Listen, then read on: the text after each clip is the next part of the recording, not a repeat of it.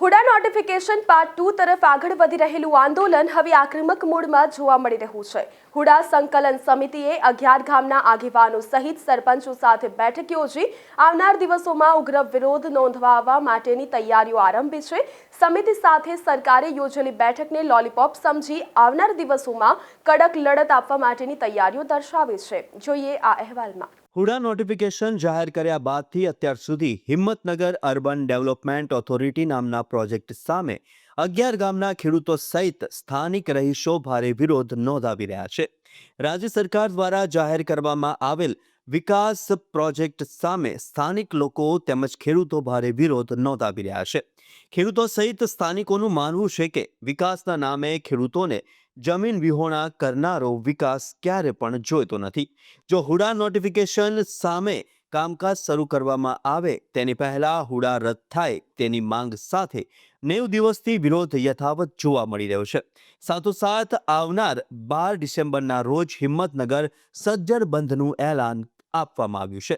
તેમજ 11 ગામોના 1000 કરતાં વધુ ખેડૂતો જમીન સંરક્ષણ માટે સરકારની જોગવાઈ મુજબ હથિયારની માંગણીઓ કરવામાં આવશે અને સાથે જ ખેડૂતો સરળતાથી હથિયારની માંગણી માટે ઓનલાઈન અરજી કરી શકે તેવી વિશેષપણે વ્યવસ્થા ઊભી કરવામાં આવનાર છે। આજ રોજ હુડા સંકલન સમિતિની બેઠક મળી હતી। તેમાં ભૂતકાળમાં અમે જે કાર્યક્રમ એકતા પદયાત્રા કર્યો એની સમીક્ષા કરવામાં આવી અને આગામી કાર્યક્રમોની રણનીતિ બનાવવામાં આવી। અમારા 11 ગામના ખેડૂતોના પ્રતિનિધિ તરીકે સંકલન સમિતિના જે સભ્યો છે એ પોતપોતાના ગામોનું રિપોર્ટિંગ લઈને આવ્યા ત્યારે તમામ ગામોએ એક સૂરે નક્કી કર્યું છે કે હવે આપણું આંદોલન ધીમું પાડવાનું કે ઠંડુ પાડવાનું થતું નથી। હુડા રદ થયાનો કાગળ હાથમાં ના આવે ત્યાં સુધી જલદ કાર્યક્રમો આપવાના છે। એના ભાગરૂપે આજે 2 કાર્યક્રમોની જાહેરાત અહીંયા સંકલન સમિતિ દ્વારા કરવામાં આવી છે। એમાં પહેલો કાર્યક્રમ જે સૂચિત કાર્યક્રમ છે કે ભાઈ અમારી ભવિષ્યમાં જમીન જવાની છે, અમારો પાક બગડવાનો છે, તો પાક સંરક્ષણ માટે સરકારે એક જોગવાઈ કરેલી છે। એ કલમો હેઠળ અમે એક હથિયાર માંગવાની જોગવાઈ છે તો અમે પાક અને જમીન સંરક્ષણ માટે એક હથિયારની માંગણી માનનીય કલેક્ટર સાહેબ શ્રી જિલ્લા મેજિસ્ટ્રેટ છે એમની સમક્ષ અમારા ગામડાઓમાંથી જે પણ ખેડૂતો એમાં જે તૈયારી બતાવી છે બધા પાક સંરક્ષણ માટે લગભગ 1000 જેટલા ખેડૂતો એનું હથિયારની માંગણી મૂકવાના છે। બીજો કાર્યક્રમ હિંમતનગર બંધનું એલાન જે અમે ભૂતકાળમાં જાહેર કર્યું હતું, ખૂબ સારું પ્રતિસાદ અમને એ વખતે મળ્યો હતો, પણ સંજોગો વસાત અમારે કાર્યક્રમ બંધ રાખવાનો થયો હતો। અમે ફરીથી તમામ વેપારી એસોસિએશન અને હિંમતનગરના તમામ વેપારીઓને 2 હાથ જોડી વિનંતી કરીએ છીએ કે આ ખેડૂત માટે એક દિવસ તમે બંધ રાખશો, કારણ કે ખેડૂત અને વેપારી સિક્કાની 2 બાજુ છે, એકબીજા વગર રહી નથી શકતા, કારણ કે બંને એકબીજા પર પૂરક છે। તો ખેડૂતો વેપારીને વિનંતી કરી રહ્યા છે કે અમારા માટે એક દિવસ સજ્જડ બંધ પાડી આ હુડાના આંદોલનમાં ખેડૂતો માટે સમર્થન જાહેર કરે। આજ રોજ હુડા સંકલન સમિતિની બેઠક મળી હતી।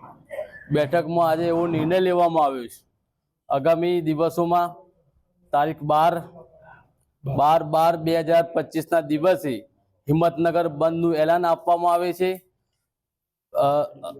પહેલાં અગાઉ પણ હિંમતનગર બંધનું એલાન આપ્યું હતું, અમુક સંજોગો અમુક કારણોના લીધે એ કાર્યક્રમ આપણે સ્થગિત કરેલો હતો।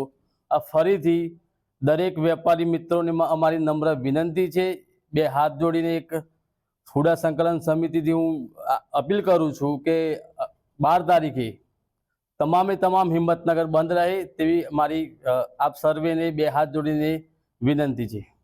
આ પ્રમાણે અગાઉ પણ હુડા હટાવો સંકલન સમિતિ દ્વારા હિંમતનગર શહેર બંધનું એલાન આપવામાં આવ્યું હતું। જો કે સરકાર અને સ્થાનિક તંત્ર દ્વારા તાત્કાલિક ધોરણે સંકલન સમિતિ સહિત ખેડૂત આગેવાનો સાથે સ્થાનિક કક્ષાએ ભાગમાં મુખ્યમંત્રી, નાયબ મુખ્યમંત્રી તેમજ કૃષિ મંત્રી સાથે બેઠક કરવામાં આવી હતી। બેઠક યોજાયા બાદ પણ હુડા રદ ન થતા હવે આંદોલન પાર્ટ 2 તરફ મજબૂતાઈથી આગળ વધી રહ્યું છે। સાથે જ આવનારા દિવસોમાં હુડા સામેનું આંદોલન ચોક્કસથી સ્થાનિક સહિત સરકાર સામે પડકારરૂપ સાબિત થશે તે નક્કી છે।